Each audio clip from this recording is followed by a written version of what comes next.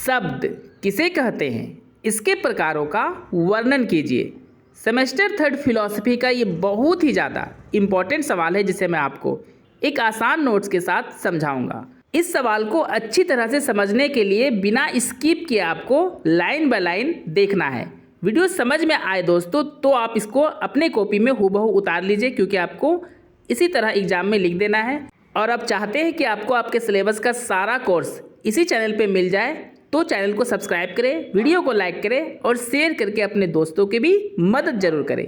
चलिए दोस्तों आंसर को डिस्कस करते हैं। ज्ञानी और विश्वास पात्र लोगों के अनुसार जो हमें ज्ञान प्राप्त होता है उसे ही शब्द कहते हैं। मतलब सीधा सा है दोस्तों, वे सारे शब्द जिससे हमें ज्ञान प्राप्त होता है वही शब्द है, और वे सारे शब्द जिससे हमें किसी भी प्रकार का ज्ञान प्राप्त नहीं होता है वे शब्द नहीं होते हैं। परंतु सभी लोगों के कहे हुए बातों को शब्द नहीं कहा जा सकता है। आसान भाषा में समझा जाए दोस्तों तो केवल ज्ञानी लोग ही जिनकी बातों से हमें ज्ञान प्राप्त होता है उन्हें ही शब्द कहेंगे।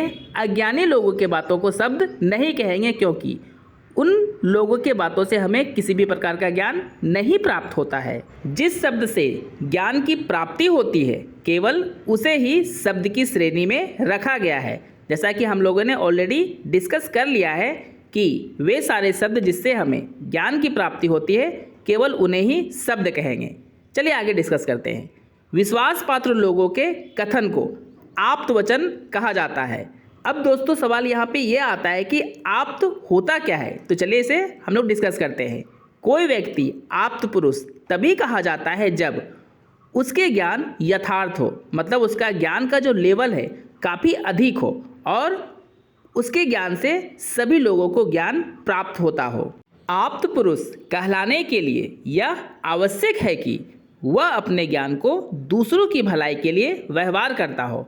मतलब अगर ज्ञानी व्यक्ति अपने ज्ञान को अपने तक ही सीमित रखता है तो वह आप्त पुरुष कभी नहीं हो सकता है। आप्त पुरुष के उपदेशों को ही शब्द कहा गया है। आई होप दोस्तों आप्त पुरुष क्या होता है आपको अच्छे से समझ में आ गया होगा। अब आपको पैराग्राफ चेंज कर लेना है। शब्द को दो भागों में बांटा गया है जो निम्नलिखित है। पहला है दृष्टार्थ शब्द, वे सभी शब्द जिसके ज्ञान का संबंध इस संसार में प्रत्यक्ष रूप से होता है दृष्टार्थ शब्द कहलाता है। उदाहरण के लिए कोई व्यक्ति हमारे सामने गंगा नदी के बारे में बात करता है तो इसे ही दृष्टार्थ शब्द कहते हैं। अब दृष्टार्थ शब्द क्या है दोस्तों, मतलब जिस शब्द को हम लोग देखकर डिस्कस करते हैं उसे ही दृष्टार्थ शब्द कहते हैं। जैसे कि उदाहरण में गंगा नदी के बारे में चर्चा किया गया है तो गंगा नदी को देखकर ही तो हम लोग डिस्कस करते हैं, बिना देखे हम लोग डिस्कस नहीं कर सकते हैं। दूसरा है ओ दृष्टार्थ शब्द, ये दृष्टार्थ शब्द का जस्ट उल्टा होता है। ऐसा शब्द जो प्रत्यक्ष नहीं की जाने वाली वस्तु से संबंधित हो वो दृष्टार्थ शब्द कहा जाता है। कहने का सीधा सा मतलब है दोस्तों वे सारे शब्द जिसे हम लोग प्रत्यक्ष रूप से नहीं देख सकते हैं लेकिन उसे महसूस जरूर करते हैं, ऐसे ही शब्दों को ओ दृष्टार्थ शब्द कहते हैं। चलिए इसे भी उदाहरण से समझते हैं। ऐसे शब्दों के उदाहरण हैं धर्म अधर्म, पाप पुण्य, नीति, दुराचार आदि। इतना लिखने के बाद दोस्तों इसके आगे लिख देना है इसे ही ओ दृष्टार्थ शब्द कहते हैं। लिखते समय कुछ ना कुछ मिस्टेक हो जाता है दोस्तों, तो उसे आप मैनेज कर लीजिएगा। आपको मेरे कहे अनुसार लिखना है।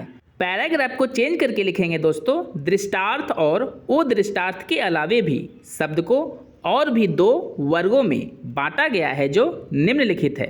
पहला है वैदिक शब्द, भारत की सबसे प्राचीन साहित्य वेद को माना गया है तथा यह भी माना गया है कि ईश्वर ने वेद की रचना की है। अब क्योंकि दोस्तों ईश्वर ने ही जब वेद की रचना की है तो इसके जितने भी शब्द हैं उन सभी से हमें ज्ञान ही तो प्राप्त होता है।